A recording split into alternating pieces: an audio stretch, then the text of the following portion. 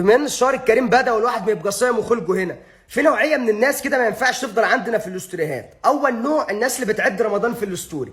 قسما بالله لو لوحت واحد منزل عندي 1 رمضان 2 رمضان لا اديه بلوك. ليه بقى؟ لان انا عارف ان النهارده 1 رمضان، يعني انا ما كنتش بشتري لبس العيد، وانت جيت انقذتني وقلت لي خد ده النهارده 1 رمضان. ما حدش قال لك ان رمضان السنه دي احتمال يتاجل، فانت نزلت لنا ستوري بتقول في 1 رمضان عشان نتاكد، والنهارده 1 رمضان، فالطبيعي ان بكره يبقى 2 رمضان. يعني احنا اكيد مش هننط من 1 رمضان ل 80 رمضان، ما معروف ان النهارده 1 يبقى بكره 2. يعني انت ليه بتعد لنا في الاسطوري؟ انت مش تقويم، اسكت خالص، نزل اسطوري مفيد يا عمي.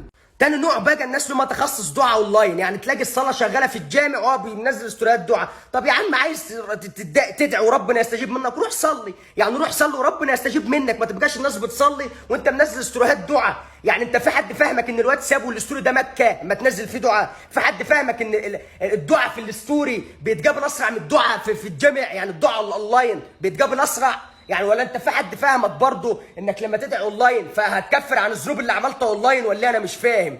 وتلاقي الواحد منزل كاتب ايه؟ اكسروا من الصيام في شهر رمضان. طبعا نصوم ورديتين، هنصوم صبح وليل ولا هنعمل ايه احنا؟ انتوا بتعلمين الاسلام من مين يا جدعان؟ من عصام صاصه ولا من مين؟ ثالث نوع بقى الناس مماحين في الاستوريهات. احنا في شهر كريم ما بنضيعوش صيامنا، يعني الواحد يبقى صايم وتعبان وتلاقي واحد في الاستوري كاتب اللهم هي، يعني الناس تكتب اللهم الجنه اللهم مكه، هو ينزل كاتب اللهم هي، اصل هو مرتبط بالفردوس الاعلى، مرتبط بحاجه عاليه قوي، ما بس لو ارتبط بيها تدخله الجنه، هي ارتباطه اسلامي. ما انا مش فاهم، يعني نحترم الشهر الكريم. وتلاقي الواحد كاتب ايه برضه مش عارف، كله مفكر قمر الدين عند مش عارف مين، وانا قمر الدين عند حماتي. احترم نفسك يا ناقصه، احترم ابوك اللي قاعد في البيت.